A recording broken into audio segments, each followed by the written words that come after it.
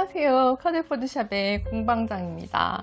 오늘 영상에서는 지난 영상에서 언급했듯이 그 알렉산드라이트 가디건을 만드는데 지금 앞부분에 스티킹을 해야 될 차례가 되었어요. 그래서 지난번에도 제가 말씀드렸지만 이 스티킹을 하기에 앞서서 일단 테스트를 해볼 겁니다. 그래서 작은 스워치를 만들어서 이 스워치를 가지고 스티킹을 어떻게 할 건지 계획을 짜고, 그 다음에 머신 스티킹을 하기 전에 재봉틀의 텐션을 테스트하기 위해서 미리 스워치에다가 테스트를 한 다음에, 그 다음에 이제 제가 떠가는 그 옷에다가 직접 스티킹 작업을 시작할 거예요. 이 부분은 어떤 튜토리얼이나 이런 거를 보여드린다기보다는 저의 작업을 할 때 어떤 테스트들을 거치는지, 그리고 스워치를 떠서 어떤 점들을 테스트하는지, 이런 것들을 여러분들한테 보여드림으로써 여러분들도 스워치를 가지고 집에서 직접 어떤 편물을 만드는데 여러가지 테스트들을 어떤 식으로 하실 수 있는지를 보여드리려고 합니다. 제가 하는 거를 아마 보시면은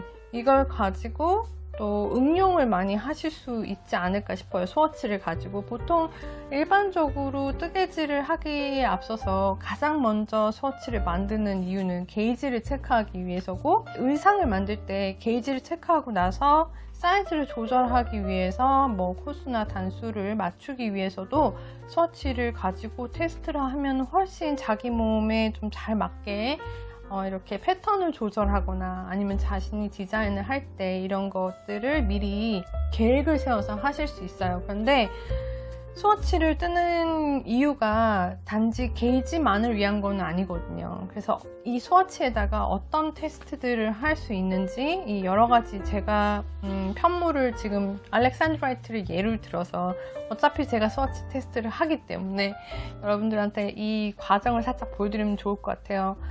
근데 보통 이런 과정들을 할 때는 이렇게 보여드리기 위한 이런 영상을 찍는다기보다는 그냥 제가 하는 것들을 보여드리는 거기 때문에 집에서도 제가 머신 스티킹 할 때는 조명이 그닥 좋진 않아요. 지금 여기 샵에서 할 때는 조명도 좋고 여러분들이 보시기에 좀 좋을 텐데 살짝 그런 부분은 미리 양해를 구합니다. 영상 퀄리티가 이제 조명이 내린 것들이 집에서 찍는 부분들은 좋지 않을 수 있어요. 하지만 이거는 어디까지나 저의 개인적인 작업의 과정의 일부를 보여드리는 거니까 이걸 보고 또 많은 분들이 또 도움이 되셨으면 좋겠습니다.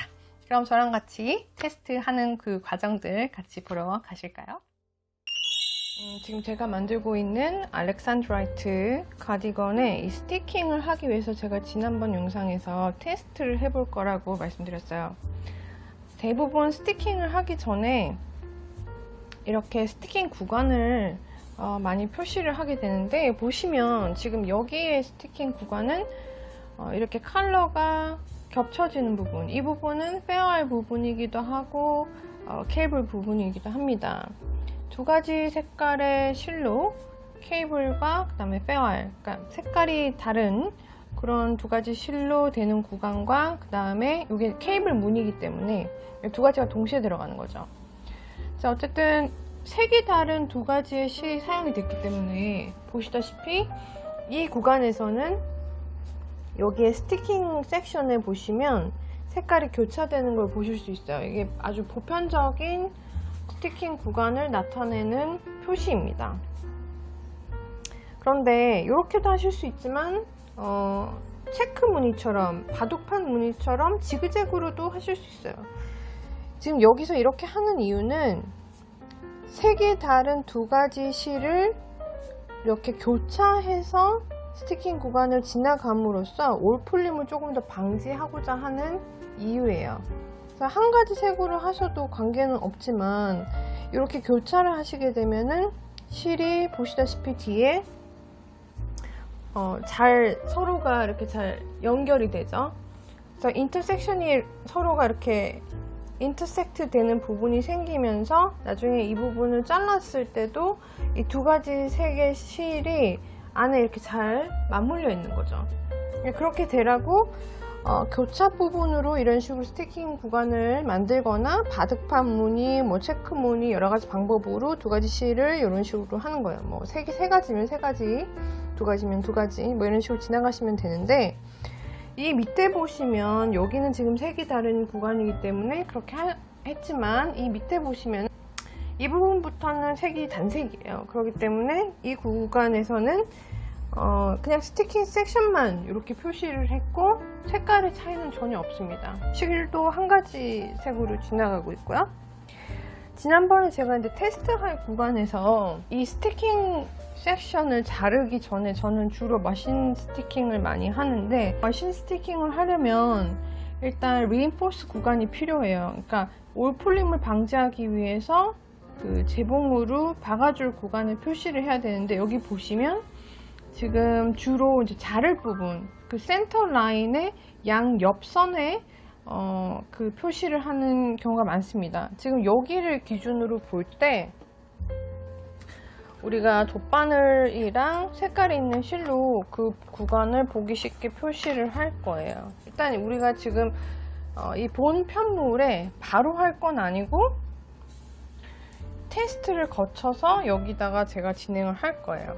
근데 일단은 여러분들한테 이 본판에 어느 부분이 그 센터 구간인지를 같이 볼게요. 여기서 지금 센터 구간은 보시면은 이 양옆에 펄 라인이 들어있죠. 이거는 이렇게 하실 수도 있고 안 하실 수도 있어요. 이 펄 라인을 안 넣어도 관계는 없습니다만, 이 패턴 상에서는 펄 라인이 들어있는 걸로 나와 있어요. 그럼 좀 더 보기가 좋겠죠? 그래서 지금 여기 보시면 4개의 줄이 있고 가운데 3개의 줄이 있죠. 그럼 가운데 라인은 지금 요 스티치의 이 가운데 선이 되겠죠? 좀 더 가까이서 보시면 요 4개의 라인에, 자, 2개 나누면 요 가운데에 있는 요 스티치의 요 한 중앙점, 여기가 정 가운데가 되는 거예요. 그래서 이 가운데를 기준으로 양옆의 스티치 요 라인이 우리가 리인포스를 해주어야 되는 라인이 되는 거예요. 그래서 스티킹이라는 것이 그닥 어려운 게 아닌데, 편물을 자르는 것이 이제 보편적이지 않다 보니까 이거에 대해서 되게 겁을 내시는 분들이 많아요. 이제 대부분은 스티킹 처음 접하실 때 그 크로셰 기법으로 많이 해서 코바늘로 뒤에 리인포스를 많이 주는데, 리인포스라는 거는 뒤에 이제 올풀림을 방지하기 위해서 어떤 뭐 작업을 말해요. 근데 크로셰를 하실 수도 있고 손바느질을 하실 수도 있고 여러 가지 방법을 사용하실 수 있지만, 저는 재봉틀을 사용할 거기 때문에 일단 이 가운데에 이 부분을 우리가 보기 쉽게 표시를 해줄 거예요. 근데 표시는 별게 아니고 그냥 색깔이 있는 실로 여기가 가운데다 라는 거를 보기 쉽게 선을 넣어주는 거예요. 그러면 나중에 이 가운데 선을 기점으로 어느 부분에 이제 그 리인포스를 해야 되는지 재봉을 할 때 조금 더 보기가 쉽겠죠. 그래서 이렇게 라인을 넣어줄 거예요. 이 라인을 따라서 나중에 이 편물을 자르게 해도 되는 거죠. 근데 이제 이 라인을 따라서 또 이 양쪽 가에 대칭이 되도록 그 스티킹 리인포스를 해주는 거예요. 그래서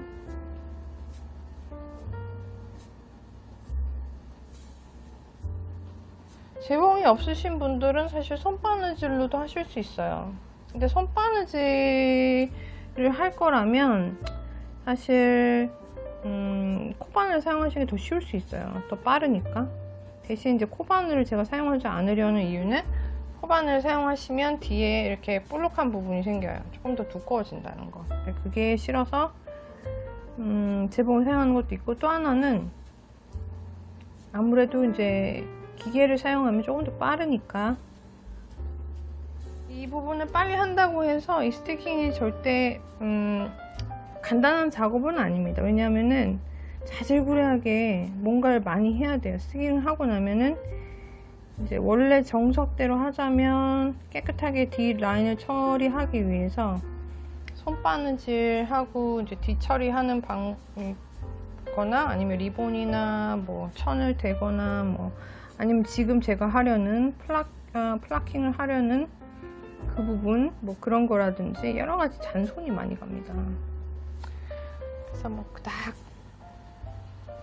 이걸 하면은 편하다 이런 거보다는 스티킹을 기본적으로 이제 사용하는 이유는 그냥 한 방향으로 쭉 뜨기 위해서예요. 이렇게 원통으로 쭉 뜨기 위해서. 이거를 꼭 이 가운데 부분만 해야 되는 건 아니고 뭐 소매 부분도 스티킹 할 수 있고 넥라인도 스티킹 할 수 있고 뭐 중간에 몇 군데만 터서 스티킹 할 수도 있고 양말도 스티킹으로 할 수 있고 단색이어도 스티킹으로 할 수 있고 이거는 활용하기 나름입니다. 기본적으로 편물을 자른 모든 것은 스티킹이고 이 스티킹이라는 게 꼭 이 뼈 아래만 국한되거나 어떤 특정한 부분에만 스티킹을 하는 게 아니라는 점, 그거는 알아두시면 더 좋겠죠.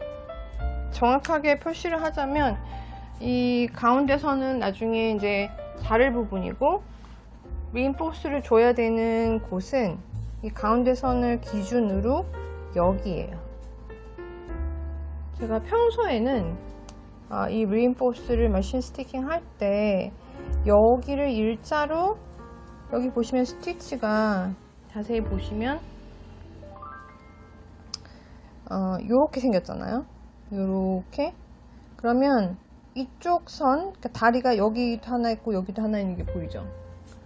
여기서 이쪽을 따라서 한번 박음질을 넣고 다시 밑에서 돌아올 땐 이쪽을 따라서 박음질을 넣고 그래서 쭉 이런 식으로 두 번 돌아오는데 그렇게 하니까 이제 보통 펠트가 잘 되는 실일 경우에는 리인포스를 간단하게 그렇게만 해도 올풀림이 전혀 없어요. 왜냐하면 뒤에 실이 딱 붙을 거니까. 이 구간은 사실 펠트가 잘 될 구간이에요. 이 수리 알파카 때문에. 그래서 올풀림이 없을 것 같지만 이 구간은 그렇게까지 이게 펠팅이 잘 되는 실의 조합이라고 할 수 없어요. 그래서 올풀림이 있을 수 있단 말이죠. 그래서 이 구간은 제가 평소에 하던 그냥 일반적인 그 박음질이 아니라 이번에는 지그재그로 해볼 텐데 그걸 위해서 여기 보시면 제가 스워치를 미리 만들었어요. 왜냐하면 플라켓을 넣을 거니까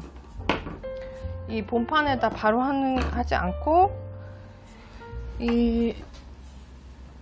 지금 스워치를 가지고 테스트를 해볼 겁니다. 일단 첫 번째로 해야 될 테스트는 재봉틀을 사용했을 때 내 기계 재봉틀의 텐션을 확인해 볼 뭔가 편물이 필요해요. 근데 천으로 하시면은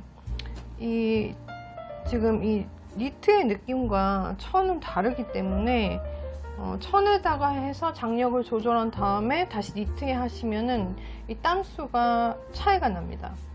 그리고 노루발 같은 경우에도 플라스틱을 사용하시는 게 훨씬 좋은데 플라스틱을 사용하시면 이 미끄러지는 정도가 바뀌기 때문에 또 노루발을 교체하시면 장력에도 차이가 생길 수 있어요. 그래서 이 장력을 정확하게 알기 위해서 본 편물의 스워치에다가 테스트를 해볼 겁니다.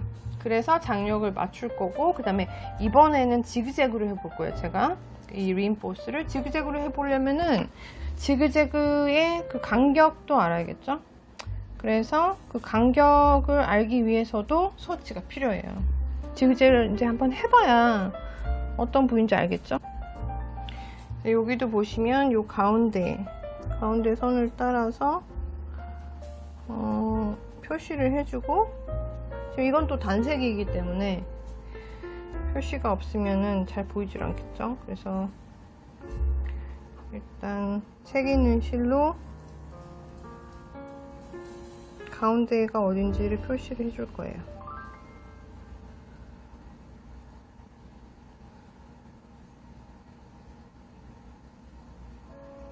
이게 귀찮은 작업 같지만 이렇게 테스트를 해주시면 훨씬 자신있게 재봉틀을 사용할 때도 훨씬 자신있게 할 수 있고 그리고 이번엔 또 제가 플라켓을 넣어볼 거라 그랬죠? 뜨개로 플라켓을 넣어볼 거기 때문에, 천이 아니라 뜨개이기 때문에 여기다가 시험을 미리 해볼 겁니다. 어느 정도 두꺼워지는지 뒤에서. 그래서 이제 요거를 지금 재봉틀로 가져가서 이 양쪽, 이쪽 부분과 이쪽 부분, 요 두 군데 여기에다가 지그재그를 넣어볼 거예요. 자, 이제 여기 보시면 노루발 이렇게 플라스틱으로 바꿨고요.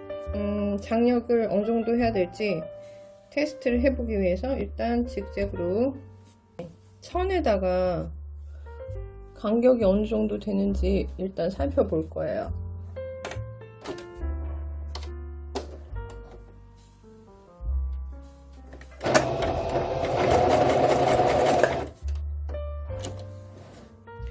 이 정도 간격이니까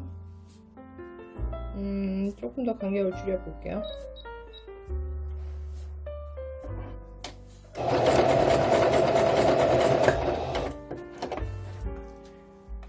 보이죠?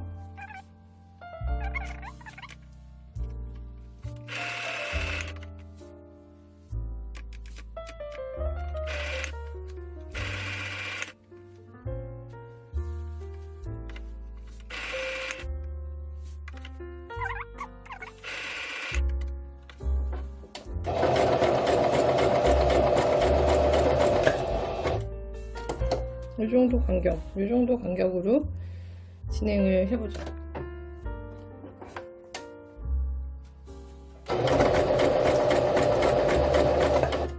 이건 조금 너무 넓으네요.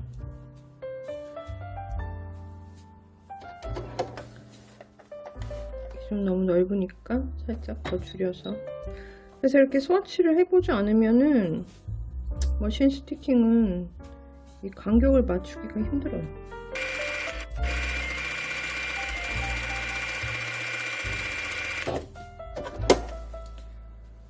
지금 이렇게 이쪽은 지금 삐뚤어진 게 보이죠, 라인이.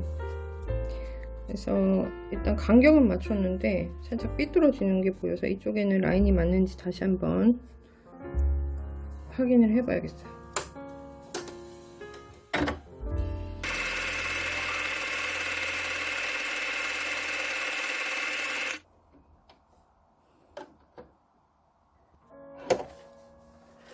지금 이렇게 박아놨는데 여긴 지금 제가 좀 삐뚤삐뚤한 게 보이죠? 어쨌거나 올풀림이 있는지 간격이 있는지 간격이 어떤지 요거를 확인해 보기 위한 거니까 이 정도는 괜찮습니다. 일단 잘라서 어느 정도의 올풀림이 있는지 확인을 해볼게요. 지금 제가 표시를 해둔 이 부분은 잘라 볼 거예요.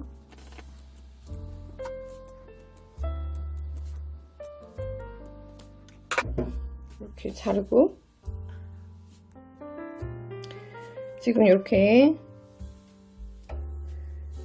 잘랐습니다. 올풀림이 어느 정도 있는지 확인을 해 볼게요. 여기 지금 삐뚤삐뚤한 부분인데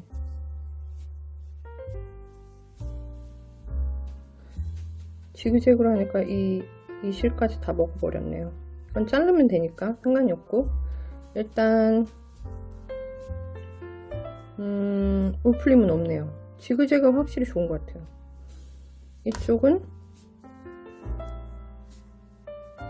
여기에 지금 보시면 조금 간격이 남겨진 채로 잘랐는데 여기가 조금 더 확인해 보기가 좋겠네요. 이렇게 풀었을 때 더 이상은 올풀림이 없죠. 요 지그재그 스티치만 건드리지 않는다면 나중에 이 끝부분 잘라도 상관이 없어요. 요거는 요거 깨끗하게 자른 다음에 이 지그재그 스티치만 건드리지 않게 깨끗하게 잘라 볼게요. 이쪽에다가 보시면 여기에 펄 스티치가 보이죠? 만약에 플라킹을 넣지 않으면 요거 이렇게 접어서 이쪽에다가 바느질 선으로 이렇게 고정을 시켜줄 수 있어요. 보시면 이렇게 바느질 선을 넣어서 고정을 시켜 주시면 됩니다. 두께가 살짝 있네요. 이렇게 지저분한 부분들 안에 넣어서, 이건 나중에 잘라주면 되니까 이렇게 이런 식으로 접어서 고정을 시켜주면 되는 거죠. 플러킹은 이제 한번 어떻게 넣어볼지를 한번 해볼게요. 지금 여기 스티킹을 한 부분에 밴드를 한번 붙여봤는데 이 패턴이, 오리지널 패턴이 보통은 스티치를 픽업하면은 이쪽으로 편물을 떠나가도록 되어 있는데, 이거는 이 버튼 밴드를 따로 떠서 그 다음에 여기다 붙이도록 되어 있어요. 근데 저는 지금 여기에 픽업한 다음에 지금 스티치의 방향이 이쪽이 아니라 이쪽으로 뜨도록 하기 위해서 떠나가면서 동시에 이쪽으로 떠질 수 있도록 그렇게 지금 진행을 해봤는데, 일단 플라켓을 달려면 여기 보시는 이쪽 부분에 여기서 편물을 가지고 와서 픽업을 해서 그 다음에 이걸 붙여야 되는데, 여기서 코를 만들어서 그 다음 이쪽에다가 플라켓을 넣게 되면 여기가 너무 두꺼워질 것 같아요. 보시다시피 이만큼이나 이 부분이 두꺼워져요. 플라켓을 여기다가 또 편물을 떠서 덮으면. 그래서 이걸 한번 꼬매 보려고 합니다. 꼬매 보면은 어느 정도로 두께가 될지.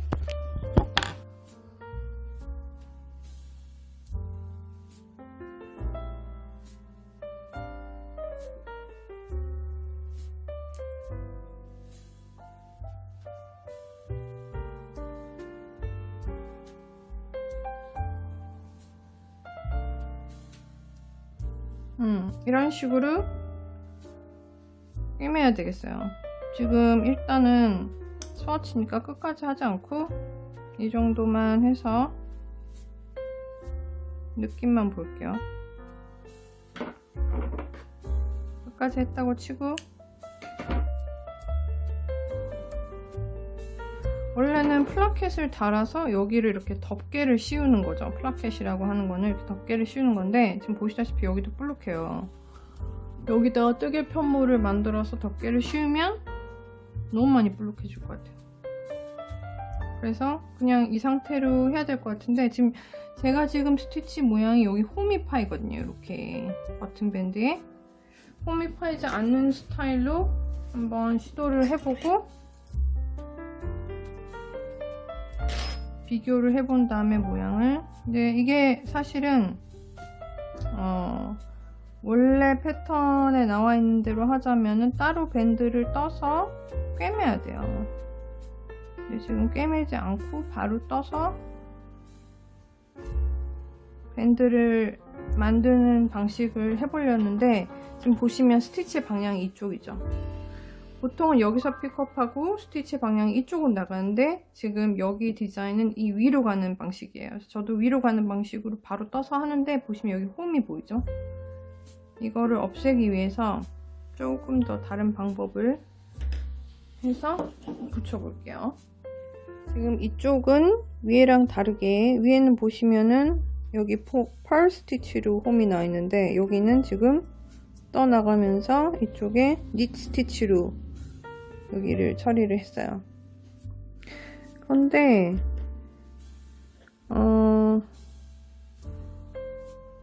이게 조금 더 딱 붙는 것 같긴 한데, 어쨌거나 홈이 보이긴 보이거든요. 지금 여기서 이쪽에 여기가 딱 붙지는 않는 것 같아요. 지금 보시다시피 안에는 이렇게 깨끗하게 정리가 되는 것 같아요. 플라켓 대신에 꿰매야 될 것 같아요. 너무 두꺼워지니까.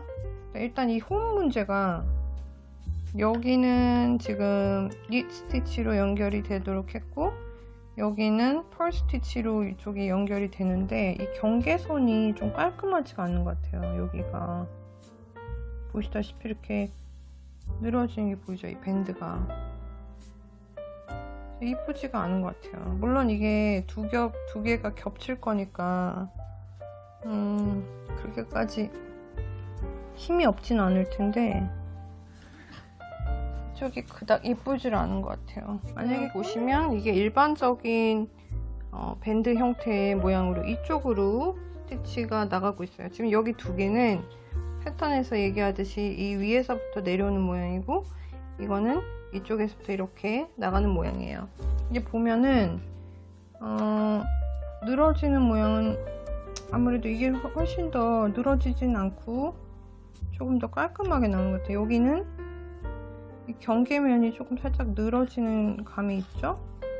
만약에 이렇게 따로 떼서 붙일 거라면 여기에 플라켓을 원래 계획대로 하자면 여기에 플라켓을 이렇게 두고 이 플라켓을 이렇게 씌울 수 있으니까 이렇게 덮을 수 있었겠죠? 원래 의도대로라면은 이렇게 플라켓을 덮어서 이 지저분한 것들을 안에다가 넣고 이렇게 감싸지는 모양으로 이렇게 할 수 있었겠죠. 근데 보시다시피 많이 볼록하죠. 지금 이 위에랑 비교를 하면은 여기가 많이 볼록해요. 옆에 보이죠? 옆에가 많이 볼록하잖아요. 여기는 꼬맨 부분이니까 그런 게 없는데, 지금 이거는 지금 실을 두 겹을 한 데다가 이 플라켓을 이렇게 덮으면은 너무 두꺼워질 것 같아요. 여기가. 근데 여러 가지 면에서 봤을 때 이쪽으로 하는 게 훨씬 나을 것 같아요. 일자로 하는 것보다. 여기가 스티치가 조금 더 안정감 있게 나오는 것 같아요. 자, 이렇게 스워치를 가지고 여러 가지 테스트를 해봤어요. 이게 스워치로 테스트를 해보시면은 여러 가지 면에서 실제 편물을 하기 전에 느낌이 어떨지 미리 알 수가 있죠. 지금 저의 테스트 결과로는 이 모양으로 만들고, 그 다음 뒤에는 플라켓 대신 꿰매는 걸로, 꿰매면은 스티킹을 하고 꿰매면 이렇게 되는 거죠.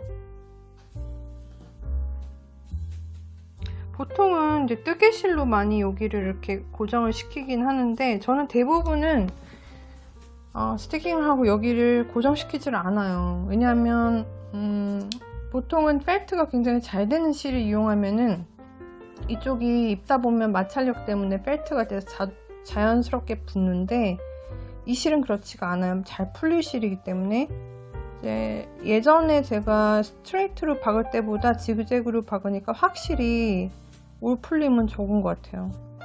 하나도 올 풀림 현상이 없어요. 사실 이대로 놔둬도 관계가 없을 것 같은데, 조금 더 안에 깔끔하게 보이게 하려면 이렇게 붙여줄 수 있겠죠? 이쪽으로. 이렇게 보시면은 이렇게 위에서 봤을 때도 볼록한 게 좀 덜하고, 원래 계획대로라면 이렇게 플라켓을 덮으면 되는데 보시다시피 너무 두꺼워요. 이게 지금, 왜냐하면 이게 지금 합사를 했기 때문에 이것만 해도 한 겹, 두 겹인 셈이죠. 두 가지 실로 했으니까 두께가 두 겹, 네 겹을 이렇게 덮는 거니까 너무 두꺼워지네요. 이번 작품에서 플라켓은 못하겠지만 다음번에 또 스티킹 할 기회가 된다면은 너무 두껍지 않은 편물로는 플라켓을 해도 괜찮을 것 같아요. 보시다시피 이렇게